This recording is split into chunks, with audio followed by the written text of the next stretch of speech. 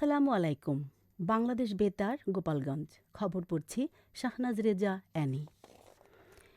দেশ ও সরকারের বিরুদ্ধে অপপ্রচারে বিভ্রান্ত না হওয়ার আহ্বান জানিয়েছেন মাদারীপুর ৩ আসনের সংসদ সদস্য আনিসুর রহমান তালুকদার খোকন। তিনি বলেন, ধৈর্য ও ঐক্য বজায় রেখে উন্নয়নের ধারা অব্যাহত রাখলে দেশ আরও এগিয়ে যাবে। গতকাল কালকিনি পৌরসভা চত্বরে ঈদুল আজহা উপলক্ষে অসহায় পরিবারের মাঝে ভিজিএফের চাল বিতরণ কর্মসূচি অনুষ্ঠানকালে প্রধান অতিথির বক্তব্যে তিনি এসব কথা বলেন। তিনি জানান, অসচ্ছল পরিবারগুলো যেন আনন্দে ঈদ উদযাপন করতে পারে, সেজন্য সরকার পরিবার প্রতি ১০ কেজি করে চাল বিতরণ করছে। এ সময় উপজেলা নির্বাহী কর্মকর্তা সাইফুল আরিফিন, উপজেলা বিএনপির সভাপতি ফজলুল হক ব্যাপারী, সাধারণ সম্পাদক মাহবুব হোসেন মুন্সিসহ স্থানীয় নেতৃবৃন্দ উপস্থিত ছিলেন। মন্ত্রিপরিষদ বিভাগের তথ্য অধিকার শাখার উদ্যোগে মাদারীপুরে তথ্য অধিকার আইন বাস্তবায়ন বিষয়ক কর্মশালা অনুষ্ঠিত হয়েছে। গতকাল জেলা প্রশাসকের কার্যালয়ে অনুষ্ঠিত কর্মশালার প্রধান অতিথি ছিলেন মন্ত্রিপরিষদ বিভাগের অতিরিক্ত সচিব মোহাম্মদ খালেদ হাসান। কর্মশালায় তথ্য অধিকার আইন বাস্তবায়নের বিভিন্ন দিক তুলে ধরা হয়। অনুষ্ঠানে মন্ত্রিপরিষদ বিভাগের যুগ্ম সচিব ড মোহাম্মদ আশরাফুল আলম ও সিনিয়র সহকারী সচিব মোহাম্মদ সাদিকুর রহমান সহ সংশ্লিষ্ট কর্মকর্তারা উপস্থিত ছিলেন। জেলা প্রশাসক মিস মর্জিনা আক্তারের সভাপতিত্বে সরকারি বিভিন্ন দপ্তরের কর্মকর্তারা এতে অংশ নেন। আসন্ন ঈদুল আজহা উপলক্ষে ফরিদপুরে আইন শৃঙ্খলা বিষয়ক মতবিনিময় সভা অনুষ্ঠিত হয়েছে। গতকাল ফরিদপুর জেলা পুলিশের উদ্যোগে পুলিশ সুপারের সম্মেলন কক্ষে অনুষ্ঠিত সভায় সভাপতিত্ব করেন পুলিশ সুপার মোহাম্মদ নজরুল ইসলাম।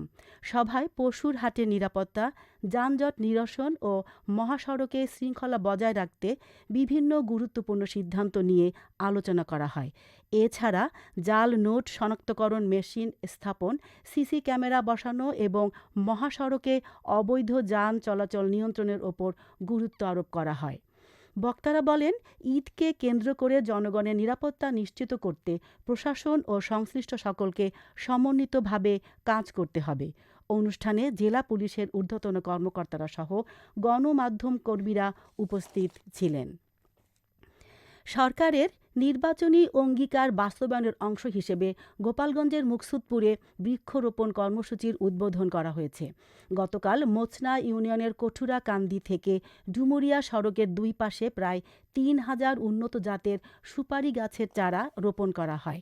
মুকসুদপুর উপজেলা প্রশাসন কর্তৃক আয়োজিত কর্মসূচির উদ্বোধন করেন জেলা প্রশাসক মোহাম্মদ আরিফুজ্জামান। পরে নওহাটা আব্দুর রহিম মোল্লা উচ্চ বিদ্যালয়ের শিক্ষার্থীরাও বৃক্ষরোপণে অংশ নেয়। এ সময় উপজেলা নির্বাহী কর্মকর্তা মাহমুদ আশিক কবির, সহকারী কমিশনার ভূমি মোহাম্মদ আবিরুল ইসলাম সহ স্থানীয় জনপ্রতিনিধি ও বিভিন্ন দপ্তরের কর্মকর্তারা উপস্থিত ছিলেন। শরীয়তপুর জেলা তথ্য অফিসের উদ্যোগে ভেদরগঞ্জ উপজেলা কৃষি অফিস মিলনায়তনে কৃষক সমাবেশ অনুষ্ঠিত হয়েছে। গতকাল অনুষ্ঠিত সমাবেশে প্রধান অতিথি হিসেবে ভার্চুয়ালি সংযুক্ত ছিলেন গণযোগাযোগ অধিদপ্তরের মহাপরিচালক মোহাম্মদ আব্দুল জলিম।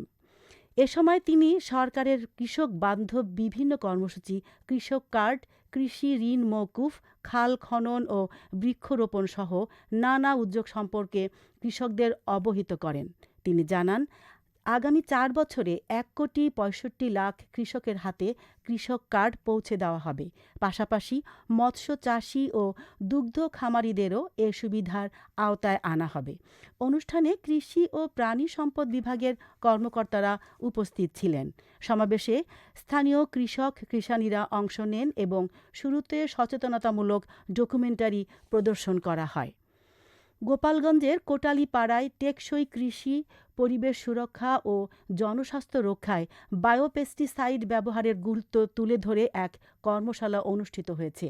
একই সঙ্গে কৃষকদের মাঝে বিনামূল্যে বীজ বিতরণ করা হয়। গতকাল সকালে উপজেলার একটি রেস্টুরেন্টের হলরুমে অনুষ্ঠিত কর্মশালায় প্রধান অতিথি হিসেবে উপজেলা কৃষি সম্প্রসারণ কর্মকর্তা কৃষিবিদ দেবাশিস দাস উপস্থিত ছিলেন। অনুষ্ঠানে উপসহকারী কৃষি কর্মকর্তা স্বপন হালদার সহ কৃষি সংশ্লিষ্ট ব্যক্তিরা বক্তব্য রাখেন। কর্মশালায় স্থানীয় কৃষক, কৃষানী, কৃষি উদ্যোক্তা, রিটেইলার ও বিভিন্ন শ্রেণী পেশার প্রায় ৬০ জন অংশ নেন। খেলার খবর ফুটবল।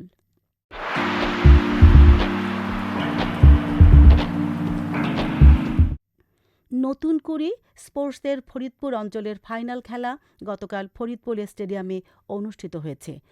ফাইনালে বালক ও বালিকা বিভাগেই মুখোমুখি হয় ফরিদপুর ও রাজবাড়ী জেলা দল। বালক বিভাগে ফরিদপুর জেলা দল ৩-০ গোলে রাজবাড়ী জেলা দলকে ও বালিকা বিভাগে টাইব্রেকারে ৫-৪ গোলে রাজবাড়ী জেলা দল ফরিদপুর জেলা দলকে পরাজিত করে চ্যাম্পিয়ন হওয়ার গৌরব অর্জন করে। খেলা শেষে বিজয়ীদের মাঝে পুরস্কার বিতরণ করেন জেলা প্রশাসক মাজহারুল ইসলাম। অনুষ্ঠানে ক্রীড়া ও প্রশাসনের কর্মকর্তারা উপস্থিত ছিলেন। সবশেষে আবহাওয়া।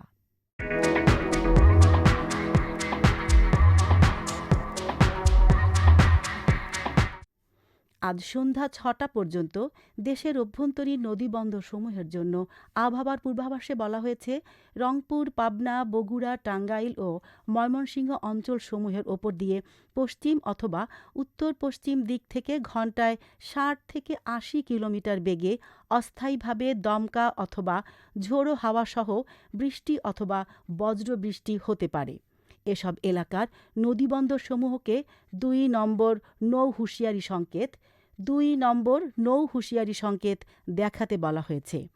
এছাড়া রাজশাহী ও সিলেট অঞ্চলসমূহের ওপর দিয়ে উত্তর পশ্চিম দিক থেকে ঘণ্টায় ৪৫ থেকে ৬০ কিলোমিটার বেগে অস্থায়ীভাবে দমকা অথবা ঝোড়ো হাওয়াসহ বৃষ্টি অথবা বজ্রবৃষ্টি হতে পারে।